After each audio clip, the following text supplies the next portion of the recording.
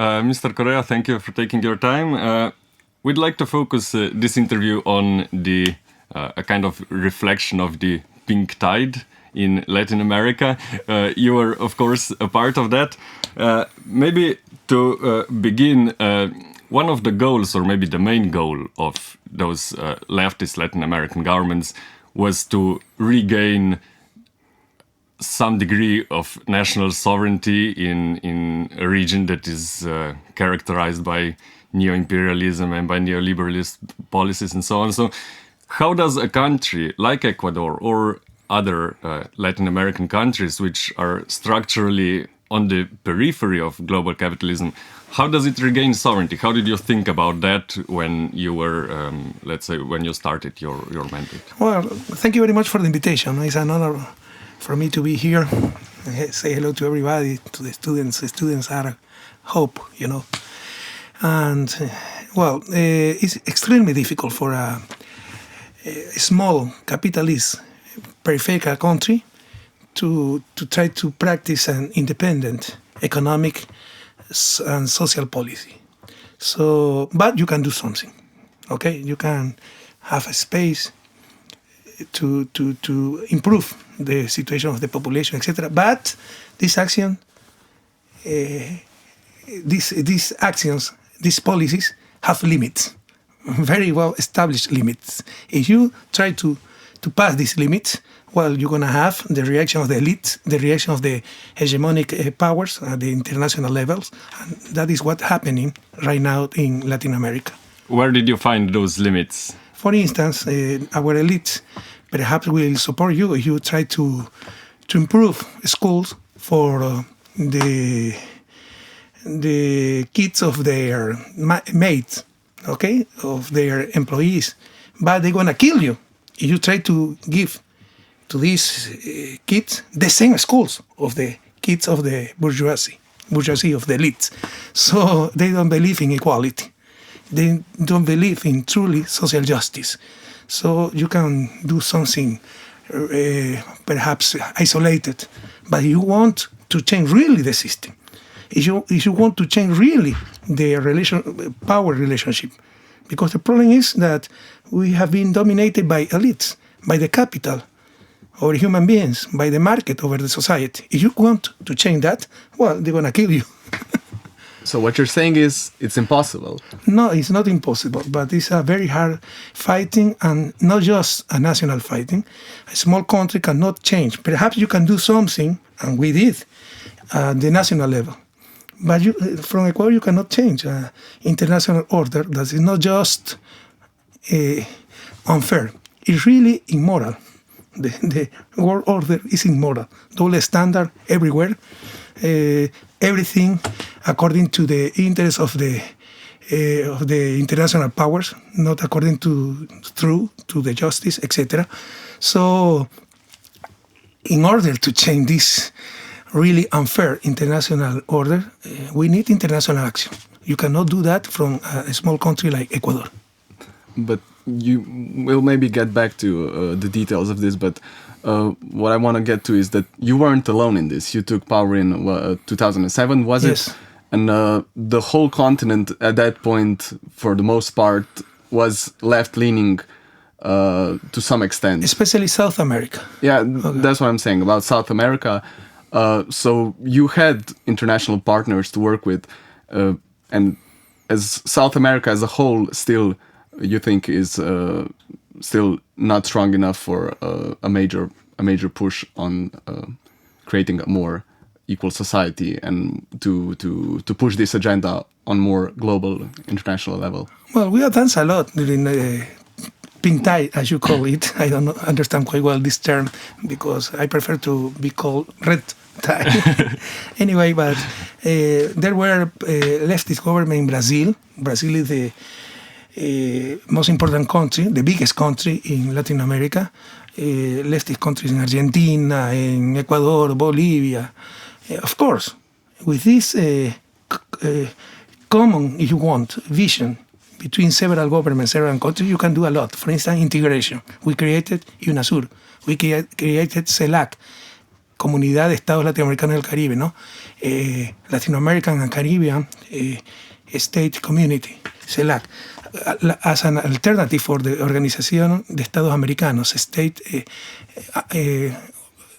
Organization of the State of America. So, but we improve a lot. But in 10 years, 12 years, you cannot change everything. So the structural problems are there. The factual powers are there. We can look for more social justice to change the economic system. But, for instance, elites going to continue with economic power.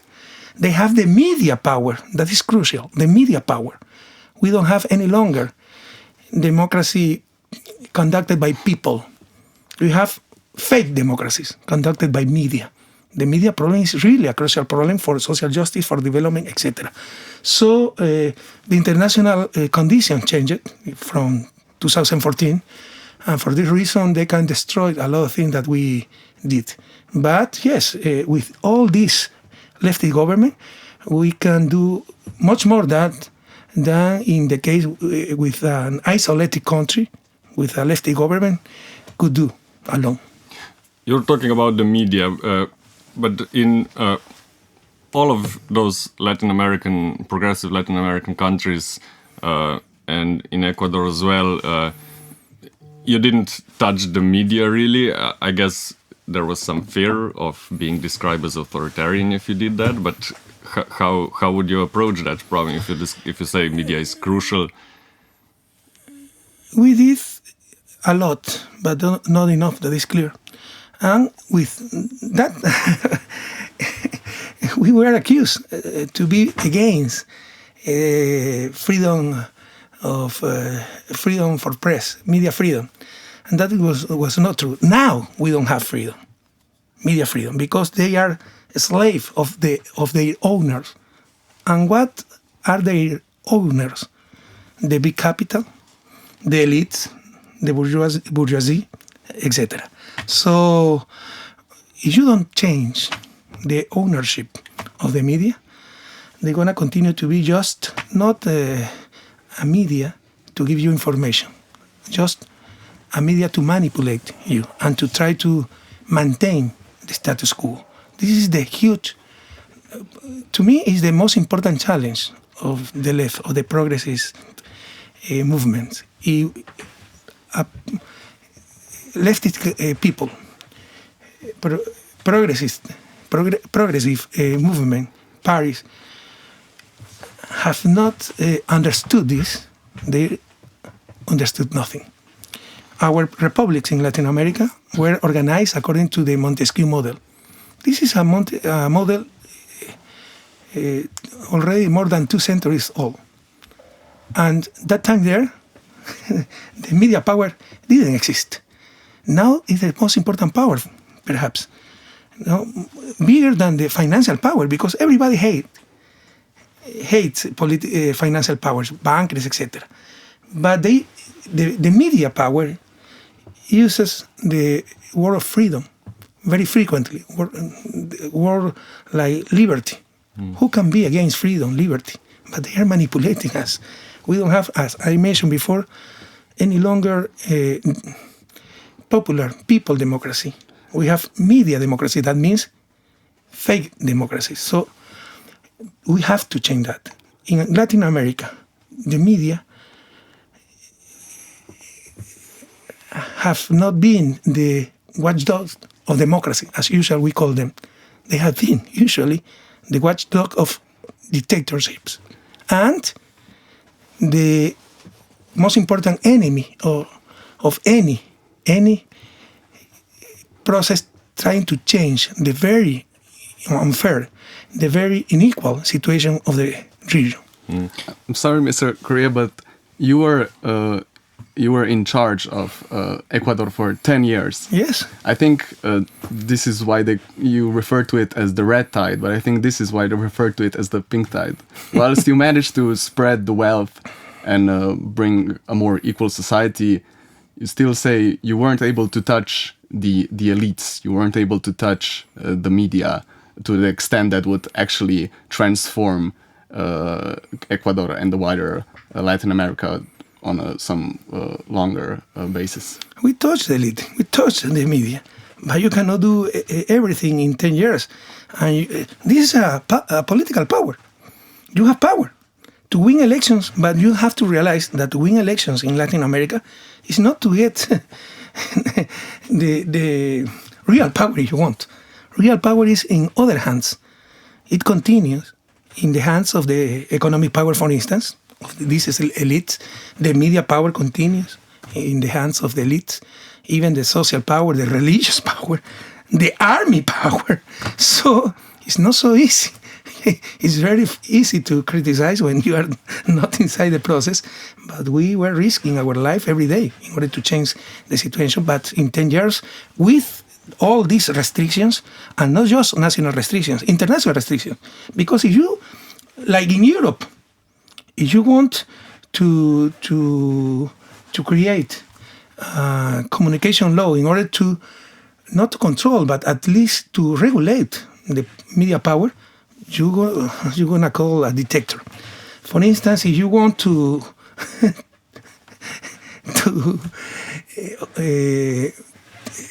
get rich people paying taxes, you're going to be called communist, okay? If you try to improve the living standard of the poorest people in the country, you're going to be called populist. So it's not so easy, come on.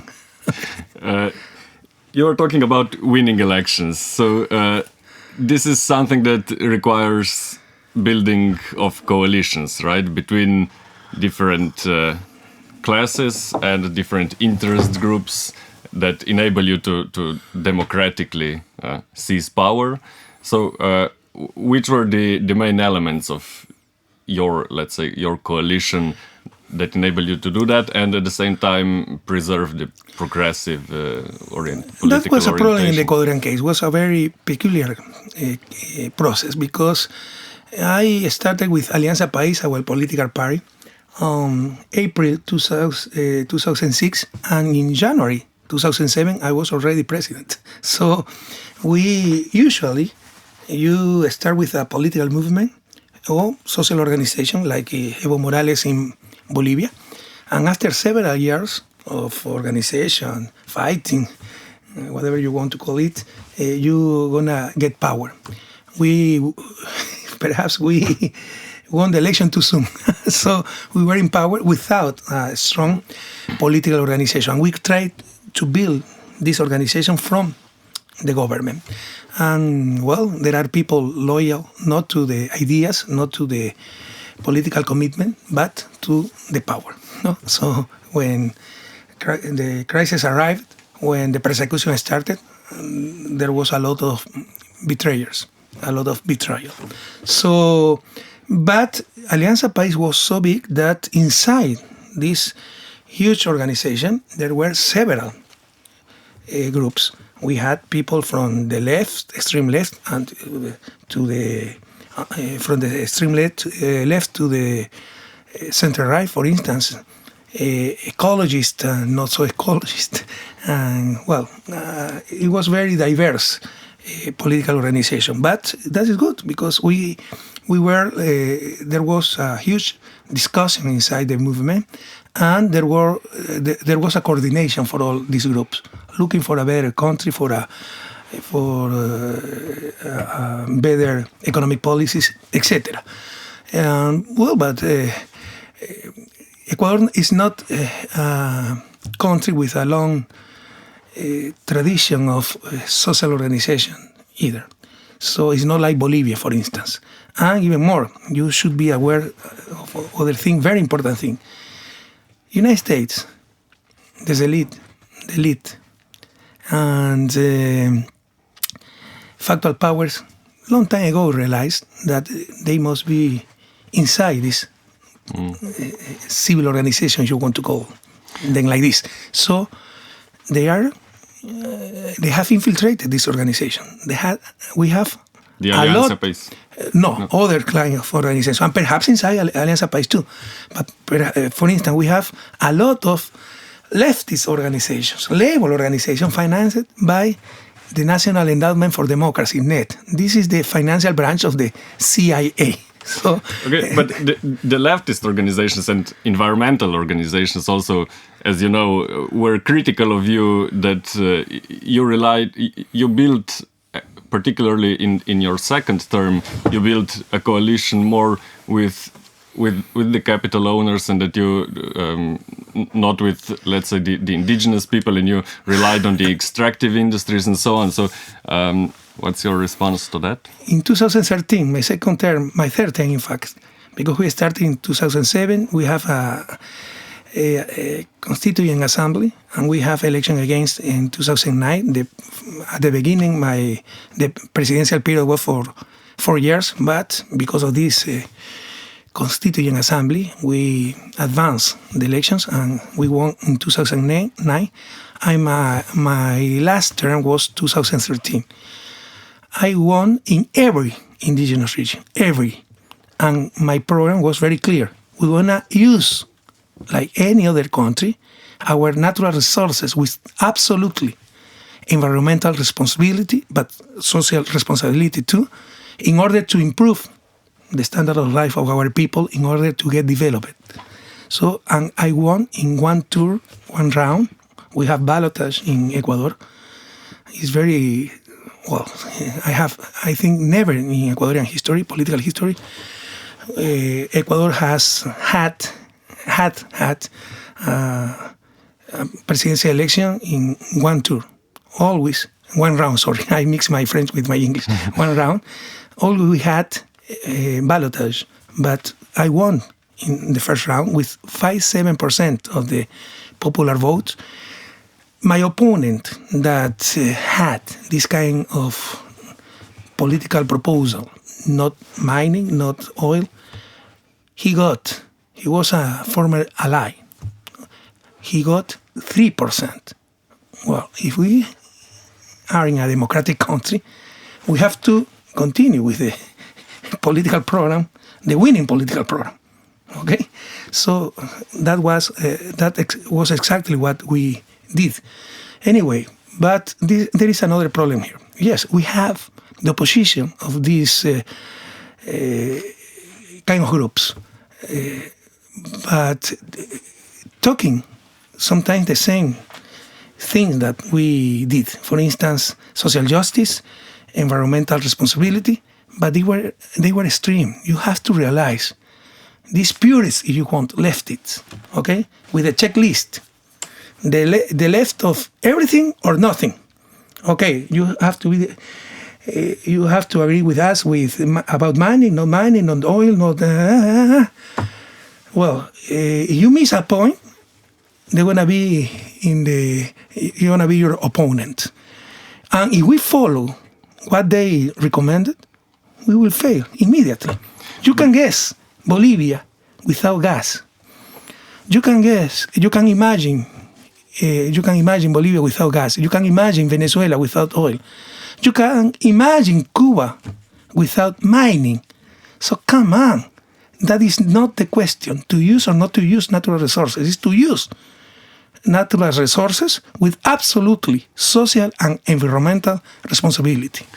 But also economically, and if we maybe return to the first question of sovereignty, this reliance on natural resources has proven fatal, right? At least for some countries of this pink or red tide, because when the prices of these commodities drop, then the whole system becomes unsustainable.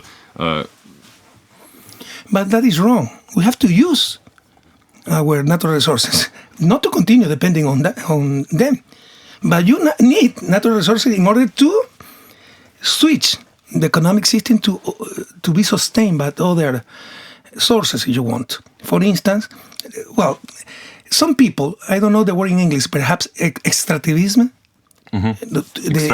Extractivism, yeah. Okay. Some people criticize extractivism, oil mining, etc. But in order to overcome extractivism, you need extractivism. But the challenge is to use these resources in order to improve, to create, to to support other sectors. For instance, agricultural sector. For instance, tourism. Yeah, industry. You need, in order to get development, in order to be developed, But you need industrialization and the knowledge, society of knowledge, very important for the 21st century. So we try to do that, but we need these resources from extractivism. But even if we agree on this, once you left office, Ecuador was still heavily reliant on crude oil Not so exports. heavily. We we suffer everything from 2014 until 2016. We call that the perfect storm. Why? Because oil prices crushed. Okay. We don't have a national currency. We adopted after a huge economic crisis in 1999 the American dollar. That is a very stupid thing. American dollar as the national currency. If you have a very serious problem with export, you need to depreciate your money. The dollar appreciated, and very strongly, 30%. Related to the Colombian peso, the dollar appreciation was 80%, 70% in some period. So that destroy any economy. Less export, huge, very strong fall in exports, not just oil, everything, and appreciation of the national currency, the dollar. And even more, we had, for instance, a very strong earthquake on April 2016, almost 8 in the Richter scale. Very strong, that destroyed 3% of the GDP, the economic losses, and decrease the economic growth in 0.7%. In spite of all this, I mentioned you an economic crisis in 1999. With much less than that, the country got in bankruptcy in 1999. In spite of all these problems, a huge decrease in exports, economic, if you want, external sector crisis, dollar appreciation, very strong appreciation of the dollar, earthquake. We lost several lawsuits at the international level. We have to pay more than 1% of the GDP on 2016. The last quarter of the 2016, we got again economic growth. Before our government, that would have been mortal for the country. Okay, so we prepare the country for all this. But there is a problem, for instance, in financial accountability.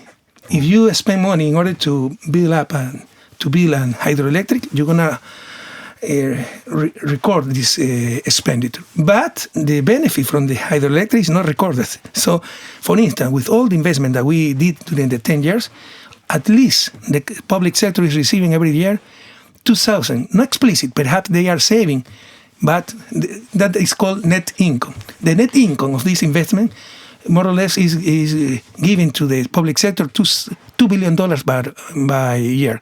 Without this net income, the country would have been in bankruptcy, as I mentioned before. So we prepare very well, but we faced extremely strong economic problems and natural problems. You said the Ecuador having the dollar was one of the circumstances that prevented industrialization and so on. What were the reasons that you were not thinking about abandoning the dollar? This is a very good question. You can be married, and you perhaps you don't have a happy marriage.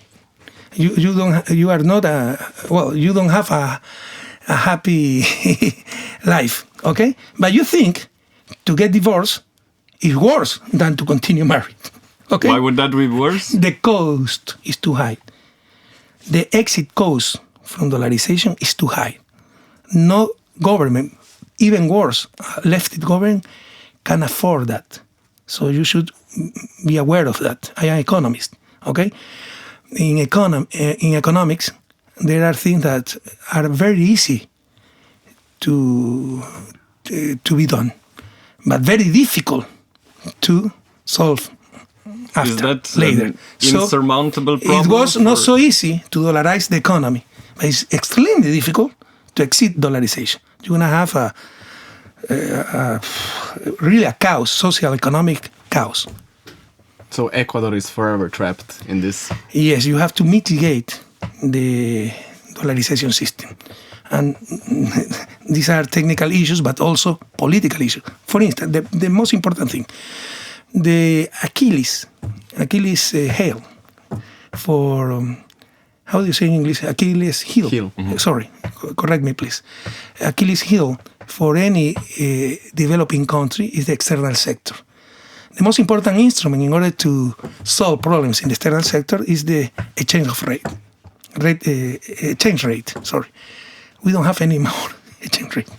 So how to control the external sector? That is the biggest challenge for Ecuador right now. So you have some solution, but these are technical solutions, but political problems too. You have to control imports and to support exports. So we know the solutions, but that means to be against the World Trade Organization. That means to challenge our commercial partners, etc. It's a political problem. So looking at South America as a whole, you now reside in Belgium. How are you observing this rightward turn of the entire continent in general and Ecuador in particular? Do you see it as a failure of your generation? No, we did what we have to do. Now it's time for young generation to react. They are destroying our countries. They are destroying Ecuador. To me, obviously, is very sad. One of my fundamental, vital life project is my country. To get my country out of underdevelopment, to get my country developed, sorry. So to see how everything goes backwards is very sad. But it's time to other people to react too. I have to precise that I came to Europe after leaving office. I mentioned this to my country 3-4 years ago. I told them I will not be candidate on 2017. I have to go to Belgium because my wife from Belgium, we have been living here 25 years. My 2 daughters are studying in France. I think it's fair for my family to go to live in Belgium for a while and to be united again, okay? So, together again. So, and when I left office, I didn't have any lawsuit. I left office with 70% of popular support. But later, we were betrayed. So for the new president, that was our candidate, but he's a betrayer, you know. How did that happen? Sorry, okay, I'm going to tell you. I'm going to explain you later. So we have now a lot of political persecution, a lot of judicial persecution, and also everything has been is being destroyed right now. How can he mislead us? Because he's a professional liar. But he was your vice president. Nobody thought, yes. Yeah. And you can see the videos when he was my vice president. The videos 2 years ago when he was in campaign. I was the best president in Ecuadorian history. I was the best Ecuadorian of all time. We were the best government in the world. And now he's saying exactly the opposite. So he's a professional liar. He misled everybody. But when Lenin Moreno is asked about all of this, he says he's still a leftist. He used that phrase, take with the right to spread with the left. I know. He's a very cynical guy. What I want to say is his point is that he was set up to fail, in a sense that even if whoever took that office from you would have to implement the conservative policies of IMF loans, etc., because of the state of the economy. What do you say to that? He has to say that in order to justify his betrayal. What do you expect him to say? That everything was okay, but I want to betray everything? Come on. So this is another lie with the media support in order to convince people, as usual, that IMF is necessary, structural adjustment is necessary. Okay, but this is a lie. Of course, nobody said that all problems were solved, but the most important problem, they were solved. For instance, the economic crisis because of the crush or the decrease in oil prices and dollar appreciation.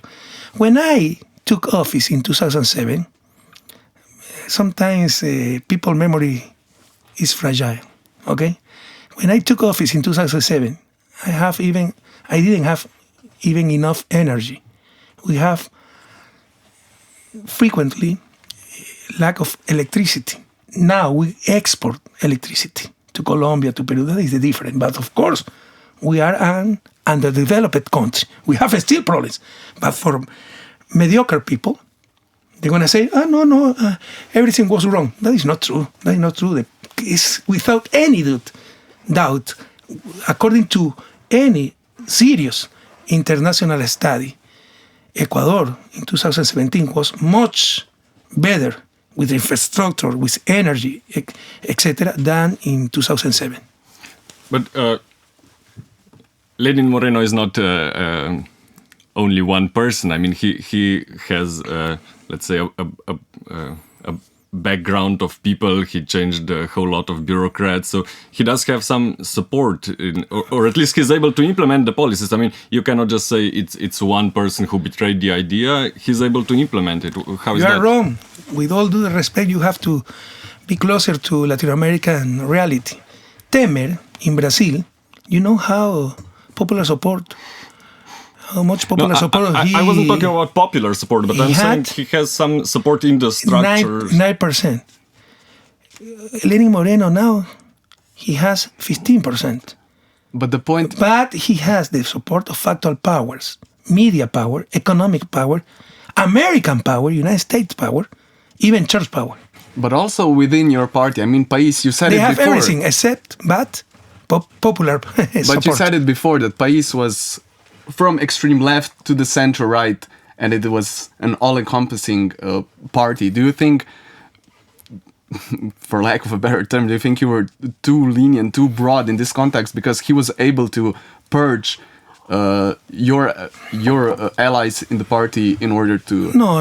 hold The power? people that continue with Moreno clearly are betrayer too. Nobody, even in center right, can justify the present political economic policy, and even more, they work along us. They know that we are honest people, not loyal people. Honest people themselves can continue with the government saying every day that we are corrupt, that we destroy the country, etc. They know that that is not true. Anyway, most part of the political support for Moreno is outside Alianza País. The bankers, now the bankers are in power. The big business, the big media, etc. They were always our opponents. Moreno sold the country to our opponents.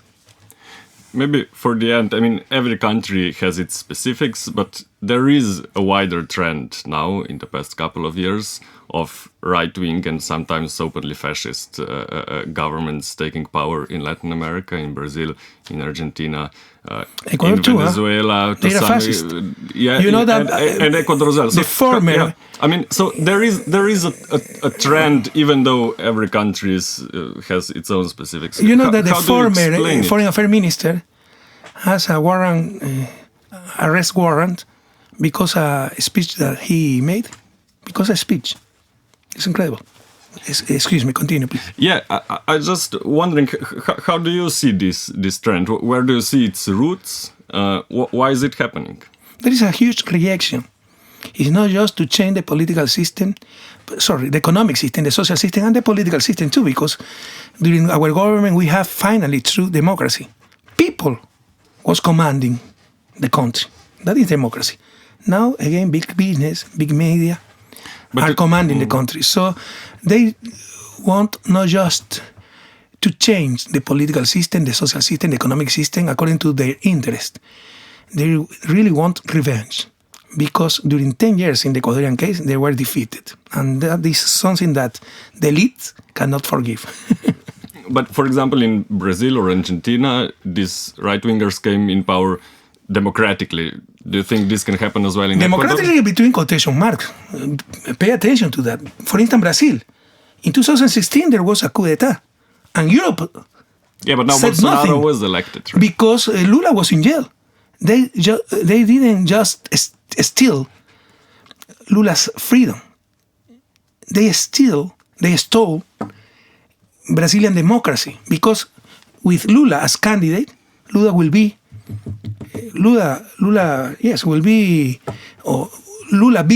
the actual president of Brazil. He can defeat Bolsonaro. They cheat. They did Bolsonaro president of Brazil.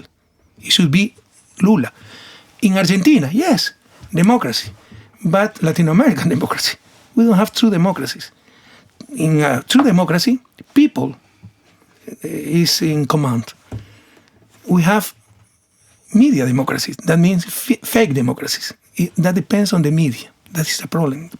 The media is a huge power controlling people. The opponent and the enemy in the Argentinian case was not Mauricio Macri, was the Clarín group, media group, attacking Cristina Fernández, the Peronismo, every day. So, but at least there were elections, okay? But the true opponent was the media. And the same thing for Ecuador, but we won. Anyway, we won. We were betrayed. So you have to think about Latin American democracies. They are not true democracies. So we returned again to the media. Now, with the media still being privately owned and no real reform here, how do you see the prospect for Ecuador and for Latin America going forward? But you are not a business. That is the difference. But there is essential contradiction. You have a business giving information. No, yeah, but I'm just saying, with the situation as it is and the media being as it is, how do you see the prospect of Ecuador and wider Latin America going forward? That is the biggest challenge, not just for the left, for the for humanity. No? Of course, in Latin America, the problem is even worse. But you have the same problem in Europe. No? Big capital controlling media in the United States. And without proper information, you cannot have true democracy. You are manipulated. Information is not a gift from this business dedicated to communicate. It's a human right and a fundamental right in order to have true democracy. If we don't solve this problem, every day we will continue having fake democracies. And every day the problem will be worsening. On that pessimistic note, we have to It's not pessimistic, it's realistic note. I am optimistic in the long term, but I must, and everybody, leftists especially, must be realistic in the short term. And if a lefty guy didn't understand that the most important challenge is to solve the media problem, he understood nothing, with all due respect. So it's a humanity challenge, but especially for progressive movements, because the media, the media controlled by big business, by the elites, are our most important, not just opponents, enemies. Mr. Correa, thank you for your time. And media is a new opium of our people. Thank you. You're welcome. That is why we are the only ones. Hi. If I can just have my name is Jean Zupan. If I can just have a short institutional request. Wonderful. We are celebrating our 50th anniversary. 50 years, wonderful. Yes. As a part of the student protest, we came into into existence, and we have this action of signing our posters. So if you would be so kind as to sign it and maybe show it to this camera, and also perhaps wish us a happy birthday if it's not.